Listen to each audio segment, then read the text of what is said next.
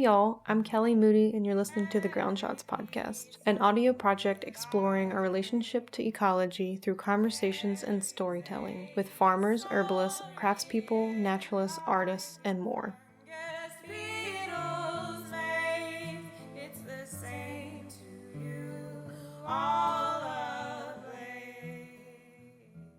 Hello from the casita, a little cob hut on my friend's land in Hyampom, California. You're listening to episode 13 of the Ground Shots podcast. This episode features a conversation with Aganaq Kostenborder, a basket weaver, seamstress, artist, and craftsperson of mixed indigenous heritage living in Oregon. I did this interview last summer during my travels on the West Coast, and I'm still weaving in some of these interviews from 2018 alongside some more recent ones. In this conversation with Aganaq, we talk about her relationship with Willow, how we should think twice about weaving with culturally sensitive plants, getting to know plants over seasons and time, and how baskets can hold moments in time and place. Also in this episode is a new song about loom weaving, but weaving nonetheless, by Mother Marrow, who is the musician featured in the podcast. The intro music and the outro music is played by Charity of Mother Marrow. And this new song, which has never been aired anywhere else, is called The Longest Loom. And I'm really excited about sharing it with you. I love Charity's music, and I want to put as much of her music in this project as I can, as much as she allows me to. I encourage you to buy Mother Marrow's music. It's on Bandcamp, and I have it linked in the show notes. It's on every episode's show notes.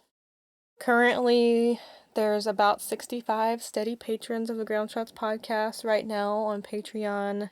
I'd love to get it to 100 members, and any amount of support from $1, and I think I added a $75 tier recently, so there's a lot there. There's a big spectrum of possibility there. Any amount is super helpful. This project is self-funded, so Patreon is just a lifeline for making it happen, and you can find it at patreon.com/ofsedgeandsalt. And I think that's it. Enjoy this conversation with Aganaq, y'all. Burn, burn with the light that reveals our faces. Burn, burn with the heat that will warm these places. I grew up in Alaska, in Bristol Bay, mostly in a small village of Portage Creek, but most of my family's in Dillingham. I moved when I was 13, and since then it's kind of been tracing steps back towards a more land-based lifestyle. And there's two threads that led me, two separate but intertwined threads that led me to weaving with Willow. And one is really heart-based, and one is kind of like the paper trail. And basically, I don't even know how I got into weaving, but I showed interest, and my mother had sent me some grass to weave with, and I was weaving with cedar and grass, and a friend sent me off to a primitive skills gathering echoes in time, and she said, go there and find Margaret, and also you'll like the gathering. And so I went, and I found Margaret, and I made some friends, and I wove a basket, and years later I went out to live with her, and that was kind of the beginning of the whole Willow thing. And it's funny because a couple years ago I was telling another friend oh yeah, I don't really like Willow, it's whatever. And in the years since, she's been like, wow, you're really don't like that Willow, huh? And yeah, so it's just, it keeps escalating. Mm-hmm. So you've woven with different grasses and cedar and anything else? Barks, like willow bark, maple bark, black ash, and yeah, different types of grasses, yarn, whatever. I'll down away with anything. Whatever's around. Yeah. Did you weave growing up at all? I made some construction paper placemats. Nice. But no, the weaving, no, did lots of creative crafty things as a kid, but not until later did I start basketry weaving. Is there a willow weaving tradition up in Alaska at all? Not that I know of. I'm still kind of wanting to learn more about what willow means to people up there. I mean, I was surrounded by it as a kid, but where I come from, like my ancestors, they only weave with the beach grass, which like the dune grass, which is a wild rye. Wow. Cool. And do people weave with that, like that much? Yeah, they weave a lot with it. I mean, I've looked at like old pictures. Nowadays, it's kind of more decorative stuff, but I mean, they would make willow socks. Really? I mean, not willow, grass. I was like, wow, how did they get so soft? Yeah, grass socks Wow. to put inside their boots, and yeah, baskets for all sorts of storage. And yeah, the Aleutian basketry I'm pretty enamored with, and I've been, and that's part of my ancestry, like Yupik and Aleut, but the Yupik basketry specifically, I'm working my way towards, I've been making some baskets. I'm working my way smaller down in scale, because back in the day, women would weave up to like 2,500 stitches per square inch. Like tiny twining with like threads of grass, which is insane.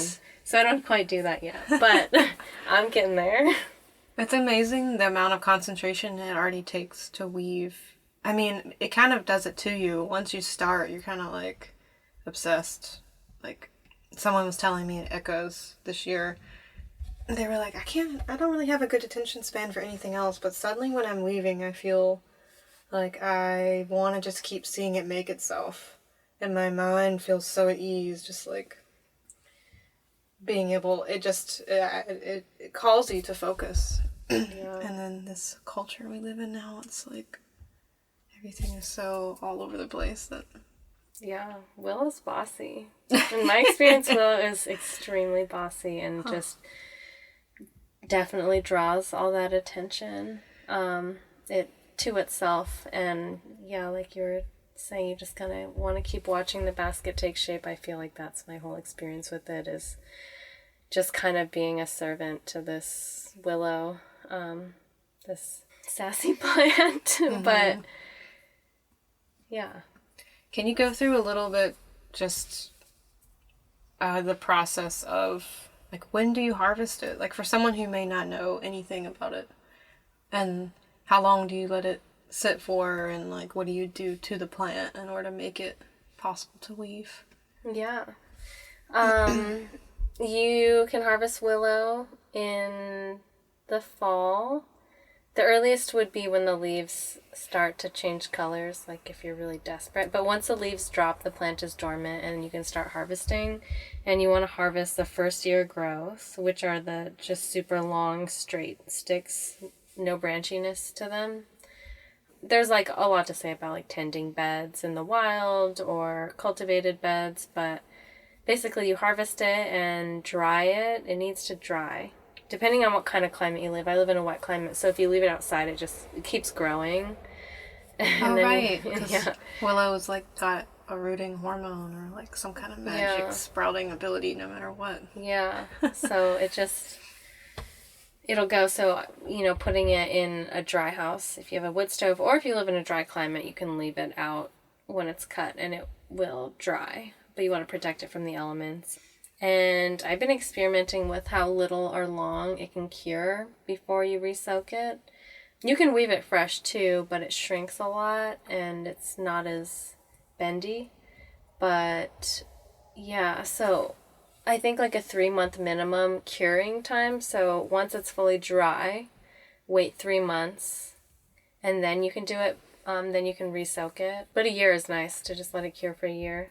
The soaking part is really hard to kind of get down by yourself. Depending on the season, it'll go really fast. Some people say 1 day per 1 foot of height of the willow soaking time. But in the summer, you could probably soak like 6-foot willow in 4 days. And in the winter, it might take a week. And yeah, you just kind of got to watch it. How do you know when it's ready? I kind of bend the butt end of it, of the thicker pieces, and there's a shift that happens from when it feels kind of dry and almost hollow or empty and it's really snappy to when it gets more heavy and saturated feeling, and it'll either completely flex when you bend the end of one, or it'll snap, but you can still tell there's lots of water in it. But it's important not to over soak it, because when it gets to that perfect point, you move it over into a tarp, wrap that up, and let that sit for a week. And that kind of equalizes it, so to speak, and changes it more, and then it's just really nice and wonderful. So you can't just pull it out of the water and weave with it. You have to let it equalize. You could, but it wouldn't be very nice. But mellowing is very important. So that's the word for letting it sit in the tarp wrapped, is mellowing. Yeah. Cool. Can you weave with any willow? I think you can. I think it's worth a try. This last winter, I harvested, I don't know, like 10 different species of wild willows from Oregon. Wow. Yeah. And I have experience with 1 or 2 of them, but I'm learning them, and each one's different. I had one variety that I thought was total junk, and I threw it out of the tank, and it was just sitting in the sun for 2 or 3 days, and I went to go toss it into the woods, and I felt it, and it was perfect. It was so nice, but I couldn't get it to soak. So yeah, I think that I'm working towards just kind of experimenting and being surprised with all sorts of wild willows. Mm-hmm. Yeah, a lot of your baskets have so many different colors and textures. I don't know, just different personalities of willow woven together. I think it's really beautiful. Yeah. Travel about for those colors and tend them because they're so good. I guess some willows aren't long enough or have too many branches or something like that in order for them to be, because there's some like tree-like willows and bush-like willows, and then I guess if you tend them, then they could potentially be weavable. Yeah, it's worth it even to coppice or cut a branch if it seems reasonable, depending on where you're at, where the tree is, and see if first-year growth will come off of it. And there's some cultivated willows that branch. If it's subtle branching, I'll still use it and clip off the extra ends, but I'm scrappy like that. Mm-hmm.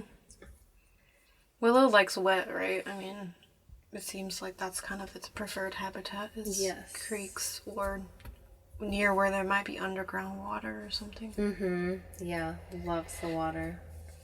So in winter when you're harvesting, it's like rainy and rubber boots, Pacific Northwest, and you're in the muck and going for it. Yeah.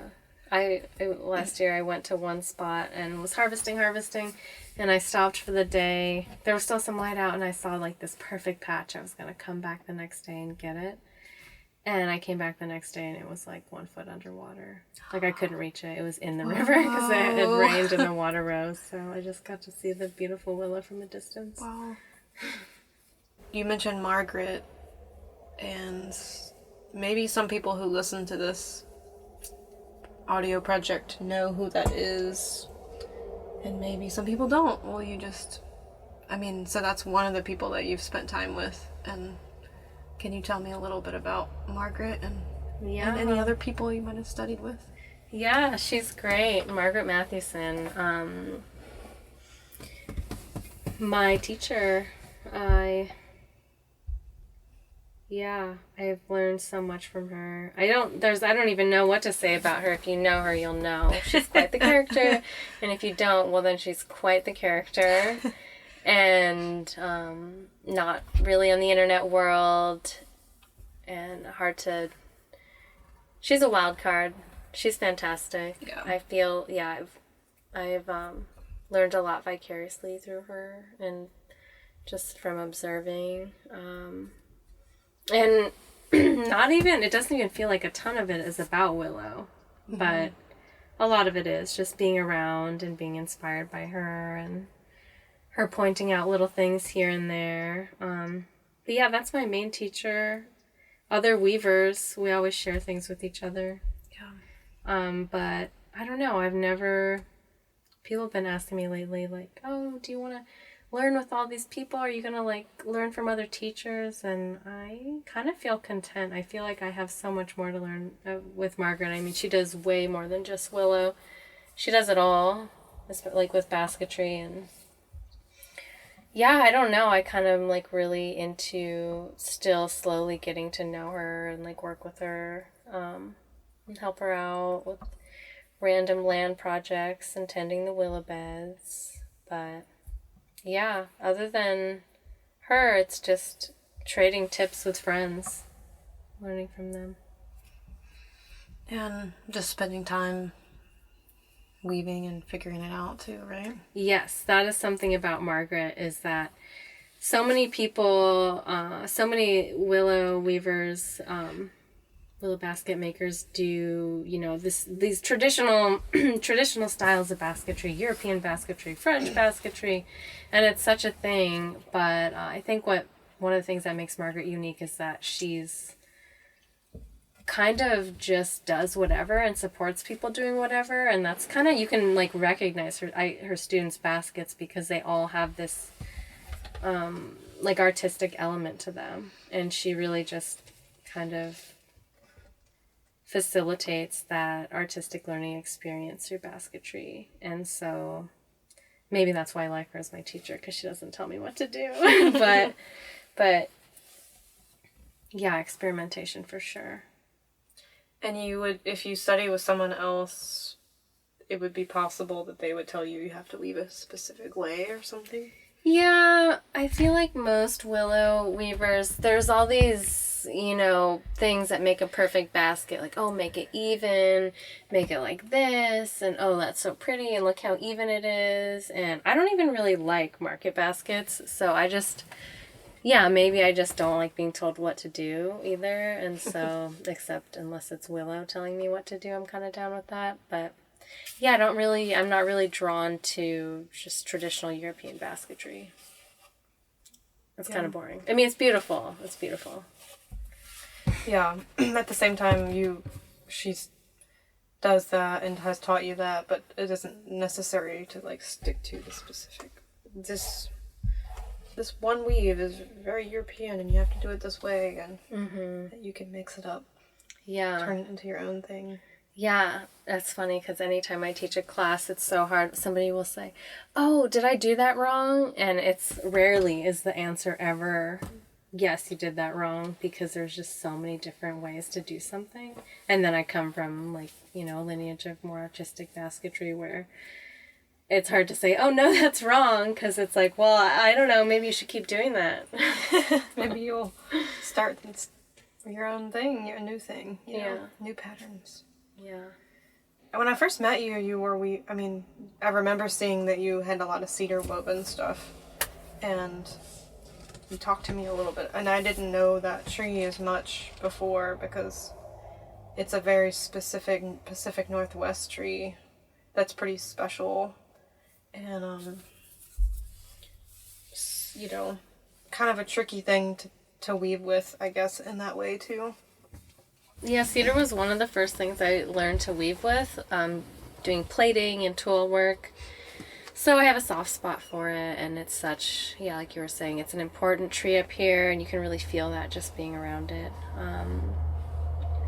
But yeah, it's a sensitive subject, and I don't want to step on toes, and it's not something that my people ever used, and I'm not super fond of plaiting anyways, but I do love the material. I occasionally use it to make stuff for myself, just to weave with the plant, and I've been gifted cedar a couple times, so I have some. But yeah.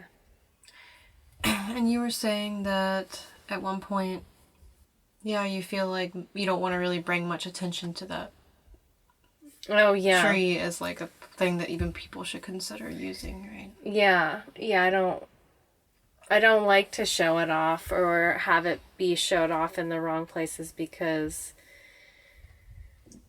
it is just so important to the people that use it. And I feel like these days in this culture, it's so easy for people to just be like, oh, I like that, I'm going to do that. But cedar is something, I mean, to me, and what I've noticed is feeling like I knew that plant or had a relationship with that tree, and realizing that that is just the tip of an iceberg of knowing that plant. And if somebody were to find like a native teacher and learn from them, I feel like that's fantastic. But it's not something that I don't know, just wait, take your time. Like, don't say, oh, I'm going to make cedar basket. I'm going to go rip bark off this tree because I have a relationship with it after 3 months, and start to weave with it. Learn from somebody who has thousands of years of a relationship with it, and learn from them and listen to them.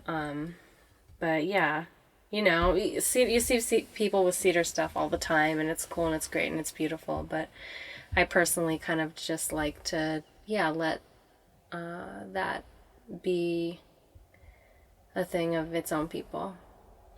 And cedar, for people who aren't familiar with that tree, from the scientific name perspective, which is just one language to use to talk about plants, not the right way per se, but this tree is the Thuja plicata, and it's in the cypress plant family, and it's really ecologically important in the Pacific Northwest. And with all the logging that's happened due to colonialism and capitalism and the exploitation of the forest, this tree, which has, obviously a very big cultural significance, but the ecological one as well, of like, I'm not an expert on it or anything, but it makes sense that this tree that doesn't ever lose its needles or leaves, I guess they're technically leaves, and shades the forest and provides habitat for animals. And can you speak more to that, like the importance of that tree and why people should not harvest it, or it should not be logged? Ecologically, I don't know too much. I do know that everybody just cuts down everything because they mostly want Doug fir. But I mostly just feel like I just think of the cultural significance. Yeah. It was everything to people. It was their like medicine and clothing and houses and shelter, clothes. Yeah, everything. There's so much to learn when you're in a place as a visitor about what has happened and the dynamics of what has happened in a place. But I remember reading the book Undaunted Courage. It documents like Lewis and Clark's journey from up the Missouri River all the way over the Bitterroots and then up the Columbia. And it definitely shows like the way that they were a part of a colonizing force, going around IDing plants and trying to create trade relations and stuff. But I remember when they got to the Pacific Northwest, they ended up documenting some people that never like died out after that because of disease, and they talked about a lot of like the relationship to cedar. It's just crazy how much it's part of the economy up in the Pacific Northwest to log, and cut down trees like that. And it's like any moment one thing could be more in fashion than another. And yeah, people think that it looks so forested up here, but it's no different from cornfields. There's just hills of monocrop Doug fir. Do you have any other thoughts about cultural appropriation in weaving? Or, I mean, it's not that just because you weave cedar, you're necessarily appropriating culture, but there is an element of, like, how do you navigate that, you know? Yeah. Not that there's a very clear answer, but... Yeah, learn from a native teacher. If you're learning cedar basketry, learn it from somebody that is... that's people have been using it forever. And that's the only... I feel pretty firm about that. I've taught it before. I feel weird about that. I wouldn't teach it again. I mean, I incorporated cedar bark into when I was teaching at Spirit Weavers, and, you know, blabbed on about how it was kind of like a touchy subject. But yeah, I think if somebody feels called to that they should just go find a teacher, because with especially with basketry, I feel like weaving is just not even like, that's just the smallest part of the learning, is actually weaving a basket, but there's so much else. So, yeah. It kind of seems like basketry and weaving has gone through phases of being popular in, I guess, Western colonizing culture, seeing it as valuable at times and not valuable at times, and like just how much work it takes to make baskets and how little people are willing to pay for them, even though every single basket's handmade. Yeah, every single basket. Machines cannot make baskets. It's just crazy to me that we don't value them more, or people who make them, but I mean, do you have any thoughts on why that is? Oh, geez, I don't know. I'm still trying to wrap my head around the fact that I've always just thought I was really nerdy about baskets, you know, like unreasonably nerdy, and like try not to talk about it. And then I realized recently that kind of people associate me with basketry. I know, I'm catching up. Obviously, I'm into basketry. So the fact that it means so, I mean, when I first started weaving, it was like, oh yeah, you know, a couple people thought it was cool. And now that like I'm in the internet world and stuff, I could tell like a lot of people think it's cool. I think, well, in relation to me and my basketry, I think that people can really like feel it and like appreciate like the artistic aspects of it, opposed to, I don't even want to say opposed to baskets that you see in a thrift store, but I mean, baskets in thrift stores are made by slaves, you know, like they're not screaming out like, oh, I'm this like glorious, like bright red willow thing. They're really sad. And if people have never thought about that, then they don't think about that. So yeah, I think that people actively weaving, and you know, a lot of it has to like comes down to privilege and entitlement to like take on these crafts and put them out into the world. I think that has a lot to do with their current popularity.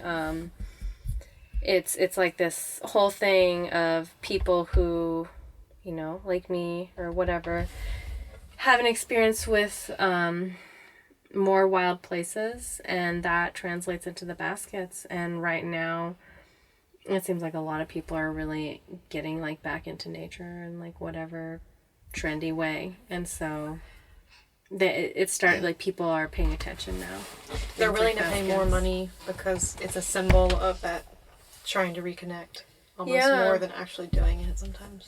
Yeah, or they have a lot of money and they realize that money isn't what they need, so they start funneling their money into supporting, like, you know, for the growth of people who are bringing that forth in the world. I like to hope that most people with money are doing that. Which, you know, I don't know, it's a complicated thing to navigate. I feel like I say that a lot. It's complicated. But, yeah, I mean, you want all your friends who don't necessarily have money to have your baskets. But also, it's really wonderful when people who have it, who also appreciate craftspeople. And not just people who are in this culture and country.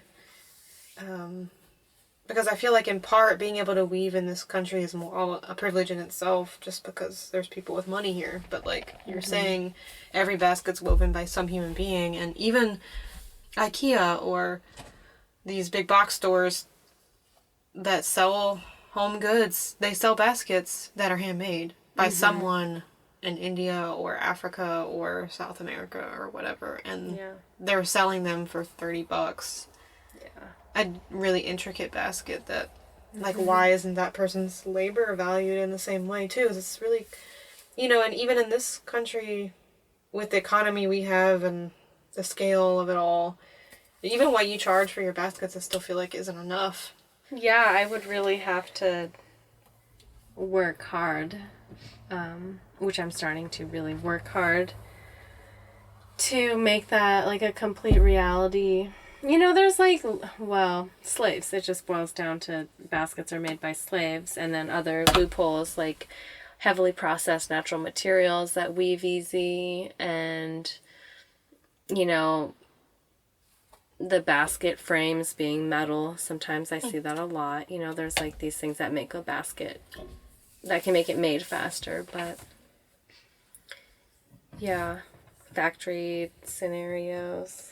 Oh, you went to Thailand last year. I never asked you about, did you do any weaving there or like spend time with any weavers? I didn't. I spent some time with people who made clothing. But yeah, the baskets there's a lot of bamboo basketry, and bamboo is a tough material to work with.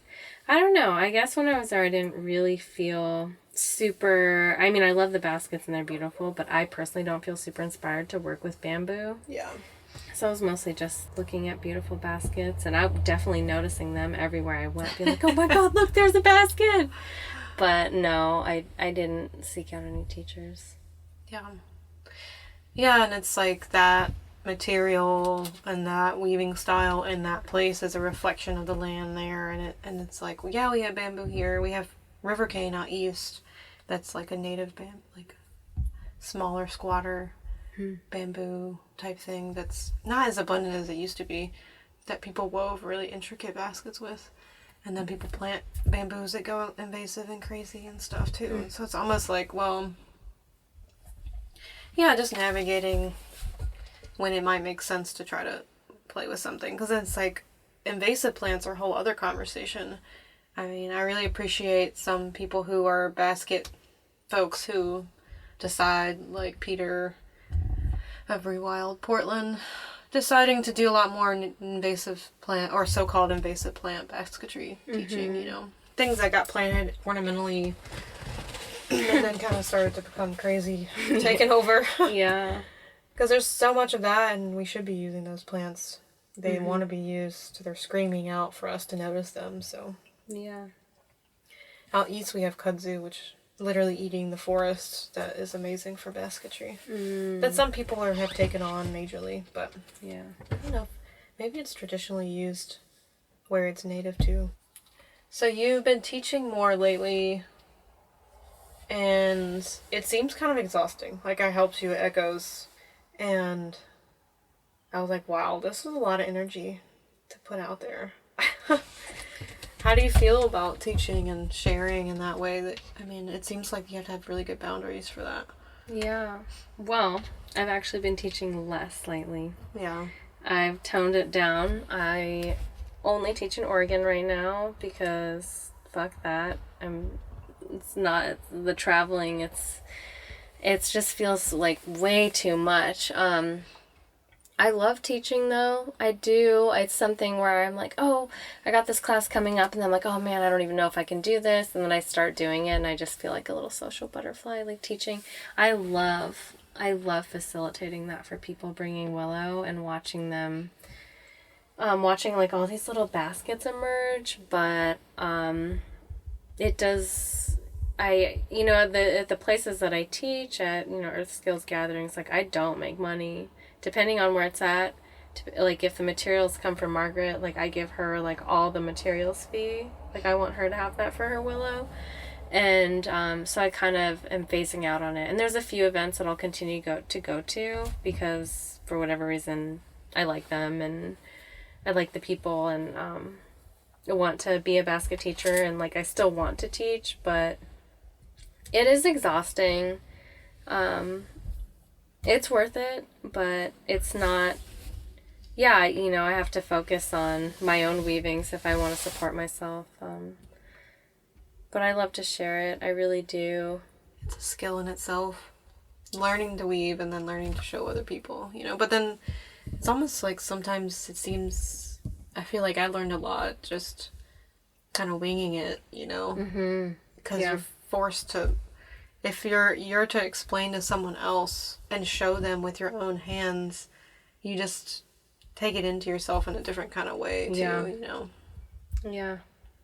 Learn a lot about communication with other people. People need things said in their own way, and you learn to you'll tell one person one thing and they'll get it, but then another person will start saying it differently, and you have to, it's like these individual conversations and learnings with each person. It's different. Mm-hmm. And so you gain like a lot of skill in communicating, teaching through that. Just through the students being like, oh, this. And you're like, oh, wait, yeah, totally that. I'm going to try that on this other person.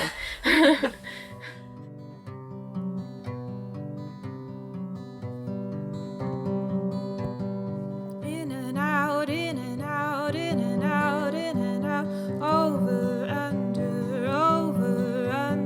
brown and blue, around and through, brown and blue, around and through.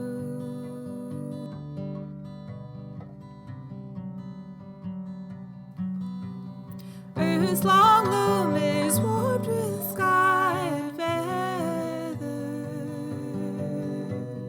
Spirit's breath tangles us all together. Press the treadles, oh now lift the heddles. Like the hooves of 100 horses, harnesses rattle. You'll be the warp and we'll be the weft. You'll bind our ends with all that's left. You'll be the warp and we'll be the weft. You'll bind our ends with all that's left.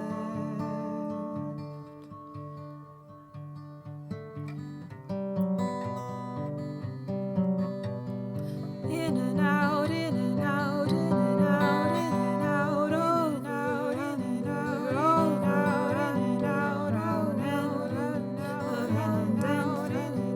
around and through, round and through. Roots of trees and a fox's tail shoot the shadow through the shed. Grapevine tendrils, rabbit trails, we'll find every thrum and thread.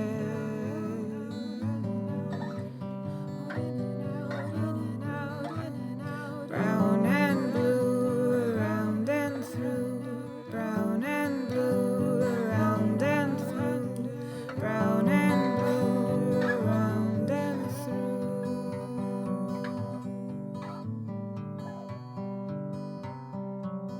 Tell me your whole life plan. Okay, here's the life plan. I'm so glad you asked. Well, I'm kind of just following Willow's lead at this point. I don't know how long this is going to last. I'm not trying to become my own little factory either with Willow baskets. Like, I'm really excited about the output that I have right now, and I really want a little bit more routine. I want more routine like offerings with my baskets. But I'm just kind of going with it because this is all new to me. Yeah, See what happens. Yeah, see what happens. But yeah, I've completely dedicated my entire year is dedicated to Willow. I mean, we've been hanging out for a week, and like, I don't know if anybody knows, but every single time I go anywhere, I'm looking at the Willow. I'm looking to see if I can harvest there the year. I'm looking at the water to see where the flood lines are. Mapping out the areas, trying to identify species, what they look like in the summer. So my whole life right now is completely dedicated to Willow, and I've kind of submitted to that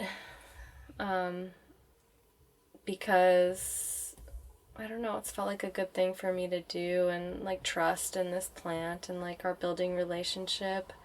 which is another hilarious thing, feeling like I thought I knew Willow, and then like 6 years later, holy shit, like just starting to get to know this plant. And I don't know, there's a lot of parts of me that know that at some point I'm going to transition full on into my own ancestral styles of basketry, like Aleutian styles and Yupik styles of basketry. I don't know when that'll be. It's right now, it's a side project, but it's pretty heavy thought. Is there anything that, like, why you haven't done that more?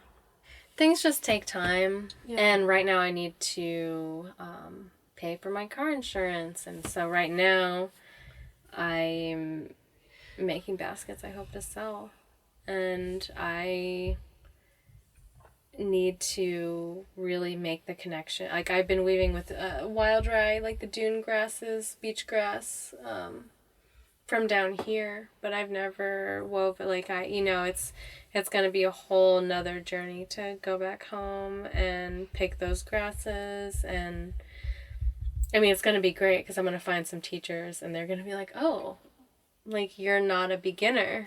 And so that's going to be awesome to get, like, bossed around by some old native ladies who know that I can weave and start to learn from them. And like, I think I like mentioned earlier, it's never really about like the end result of a basket. So, I mean, that being said, I'm kind of living the dream, being able to weave. Mm-hmm. But are there a lot of young people picking it up, the weaving, traditional weaving, where you're from? I have no idea, but baskets are being made. That's like a huge desire of mine, is to kind of, I had regular plans of I had like plans for routine visits to go back home and see my family like at least once a year, and that hasn't really happened. And so, with those plans were intentions to connect into the community around there, and the more I do, the more I feel like I am like gaining like, just very basic skill to offer back, which is exciting to be able to go back home and be like, oh, I don't have to be like, oh, teach me everything, but I can, be like, oh, I do know basic twining, like my hands are like able, like I can help too. I have skill for teaching. You ever think you'll move back there and live? No. I mean, I say no, but I always like have this deep fear that I will. A fear. Yeah, it's so complicated. It's really hard. And this is something I get really worked up about. People get like, it's just kind of triggering, this like colonizer mindset. Oh, Alaska, it's so wild. Like, oh, I'm going to live there. Like, I'm going to explore the wild. It's so beautiful. But it's like, yeah, well, actually go hang out at the bars, like, on, like, a Wednesday and, like, watch, like, the subtleties of, like, how, like, these Native people are struggling.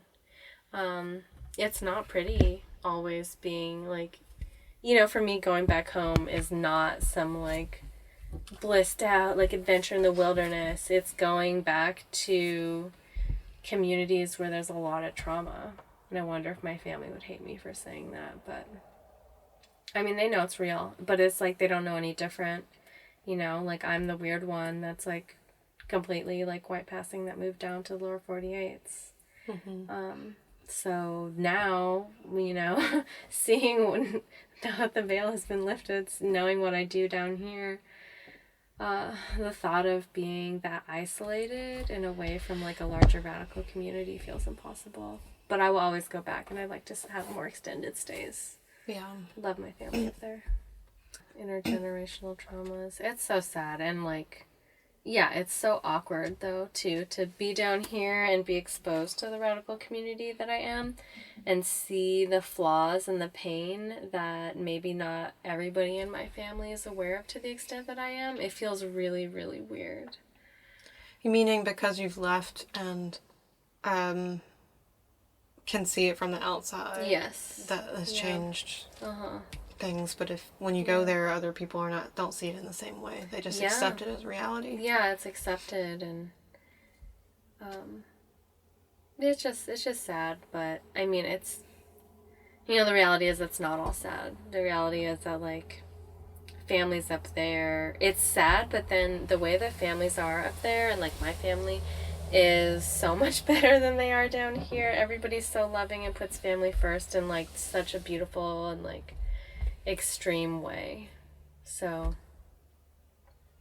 which makes me feel like, you know, if I did go back, I would be with my family in this amazing way. But You were saying last week that everybody raises the kids together, kind of like, all right, everyone stays at this auntie's house for the weekend, and then everyone stays at this auntie's house. Yeah, my family was really big, so yeah, you know, looking back, all of us cousins would basically kind of like take turns at a different aunt's house.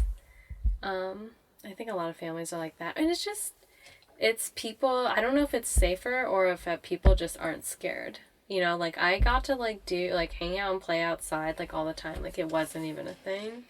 Where here it's like, oh, you know, there might be a boogeyman down the street, and like, oh, cars, and like all this crazy shit that people are afraid of. And up there, it's like communities are so small. Everybody knows each other. Everybody knows everybody's business. And so it's like a lot safer. You know, there's no like, rarely are there wild cards. But then, you know, abuse is still a thing. I'll let a herder kid go run out. You were telling me, it's not tundra, is it? Or tundra. You were telling me one time, it's weird how I remember things like this, but about random people like just going out into the tundra and playing in it and stuff with your friends. Yeah, And as children, you know, we were like way the fuck out there, but who knows, maybe our parents could literally see us from the kitchen window. Like, I don't know, but it was great. Yeah, I think I've never been to Alaska, but I definitely have seen that culture of fantasizing about that place as like the wildest place that you can go to get away from everything, right? But really, you don't. There was one more thing. You were telling me before that when you give or sell or trade or however the ways that you exchange your baskets with people, you feel like there's a story behind each one, and like you want people to know that story. Yeah, they're so personal. Like we were saying, they're kind of like feel like my children, my creations, and I wasn't even gonna share this, but I'm totally going to. Like I will totally steer people away from baskets if it's not meant for them. But yeah, it feels, I don't know, the connection with a basket, it's, and like the process, you know, it's just as much of a process for me of making baskets as it is to let them go. And maybe I give too much of myself into those baskets, you know, maybe other people don't, and maybe I'm just like a really transparent person, so I have to tell everybody everything. Like, these are the willows, like, this is where they're from, like, this is what they mean to me, this is like who they are, and here's this basket, and this is where I was at when I made this basket. And, you know, sometimes it's really magical. You know, I broke down crying telling this person about this basket that, like, really, like, I mean, so specifically this basket, I had hit this moment of discouragement before going to an event and was like, oh, my weaving, this is worthless. And, like, this basket pulled me out of that. And just kind of like, even like in its shape, like I could just see, you know, how it just kind of came through in like this really sensitive way. And this person was drawn to it and wanted to buy it, and I kind of just like started crying, telling him about like what that basket meant. And they're like, oh my God, like I'm totally trying to like call that in, like call like my self-worth back in. And so, yeah, it's interesting to share the stories with the people, because it always ends up in conversation. And, you know, it's this funny thing of like people are drawn to their basket a lot of times, not always. And And if they're not, I kind of, I do really Stick it terrible. in front of them. Yeah, I do stick it in front of them, or I take it away very subtly. I wonder about the one I'm trading you right now. I knew you liked that basket from the moment you saw it. You know I have a thing for orange, so no. We have a lot of orange in that one. I don't know, there's something about the size, the shape, the orange. I could tell I just have to immediately that you liked it. put straps on it. Yeah, we'll do that. Yeah, that basket is awesome. Tell me about that one. Okay, great. I'm so glad you asked. Okay, so that basket is made predominantly from wild willow that I harvested over winter in Cave Junction on the Illinois River, which is, I don't know, some weird subspecies of the Salix exigua or something like that. But it is, so it's got those like dark reds and like pinks and oranges and like pale orangey yellows. And the spokes of it are different. The spokes are, I don't know, some wild river from the Willamette River, off the banks of the Willamette River, of bright red stuff, which I thought was an exigua, but now I don't think it is. And so that also comes like in a range from like oranges to dark red. So they both got that going on. And there might be a cultivated willow in there too, around that might be the Polish purple whales in there. But it was here that I made that basket, and the weed queen got me stoned. And so I got stoned and I was like, oh my God, I'm going to go weave a basket right now. And so I went over there and I saw this willow, and I was just going to like throw it in, you know, like usually I grab, like I count my sticks and I just put them in, and like I let the magic happen and like the patterns show up. But I was like holding this willow, and it was like so precious. I only have so much of that stuff from the Illinois River, so it's very precious. So I was looking at all the colors, and I was like, I'm going to make this a perfect rainbow gradient. And so I did, and I put it in the basket, and the lower half is like the double zigzag, which I really like to do. And I was like, okay, I'm going to make this into like a sunset, and I'm going to add the Polish purple so that it fades into the night sky. and then I put the next whale. I think it's a double whale of colors, so there's like that really beautiful golden swirl, but it's just like a really gentle, it's not like a sharp stripe, because it is the same species. And I also, and yeah, the spokes, I did this, that's where I started with the spokes, is like, these are going to be this beautiful gradient. So the top border has that, like, that braid, those really transitional colors from the dark reds to the light reds to the orange, back to the light reds to the dark reds, which is really special. So it's my rainbow weed queen basket. That's awesome. And I love that the weed queen is also involved in it somehow. Oh yes, the weed queen is involved in most things these days. Special friends. So yeah, it's really, really. I know you had some hesitation. Like, I like the one that's orange. I was like, take it. Like, that is your basket. The length, like, fits you perfectly. But that's a good one. And it's one of those ones that's special. Like, that's one of those baskets where it has some oddities of it. The shape is not, like, totally even. But, so, I don't know. I don't push baskets on friends. But that's one of the baskets where it's like, it wouldn't let anybody have it. So it's cool that it's yours now, because otherwise I would have been like saying weird things to weird people, trying to steer them away from that or encourage them. Well, thanks for letting me have it. Yeah, I'm excited about it. Yeah. Well, I think it's time to end. Of course, like many of my interviews with friends, it's hard to stop talking. Yeah. I just get on a roll. But I think it's a good time to stop. So thanks so much for sitting down with me and taking the time to talk about your relationship with Willow and weaving and plants and making things. So if people want to find your baskets to buy them or like learn about you, how can they do that?